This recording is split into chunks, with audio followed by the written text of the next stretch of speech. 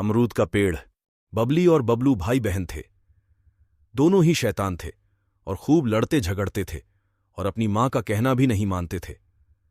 दोनों स्कूल जाते समय रास्ते में जो भी पेड़ पौधे दिखाई देते उन्हें तोड़ते उखाड़ते हुए चलते। पेड़ पौधे तो जैसे उनके पक्के दुश्मन थे। उनकी मां उन्हें ऐसा करने से मना करती, पर दोनों मां की बात को अनसुना कर देते थे।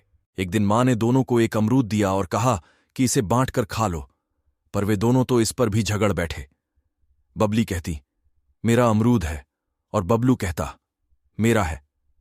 दोनों लड़ते हुए घर के बाहर सड़क पर आ गए। एक दूसरे से अमरूद छीनते समय वह सड़क किनारे कीचड़ में गिर गया। दोनों को बहुत दुख हुआ। अब दोनों ने वादा किया कि अब हम कभी लड़ाई नहीं करेंगे। कुछ समय बाद दोनों दुखी मन से घर वापस आ गए।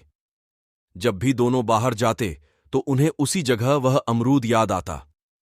कुछ दिनों बाद उन्होंने देखा कि जिस जगह पर उनका अमरूद गिरा था वहां एक पौधा उगाया है।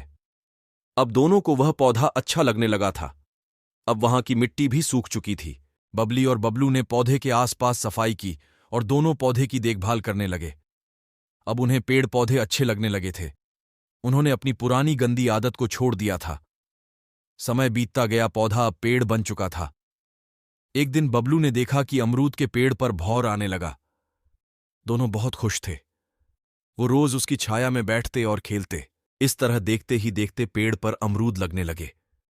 बबली और बबलू को अब पूरी तरह समझ आ गया था कि पेड़ पौधों का हमारे जीवन में क्या महत्व है।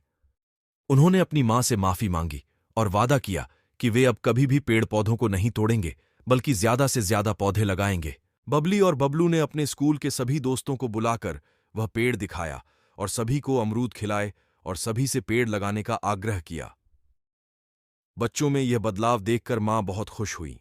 कहानी से सीख, लगातार प्रयास से कोई भी छोटा काम बड़ा बन सकता है।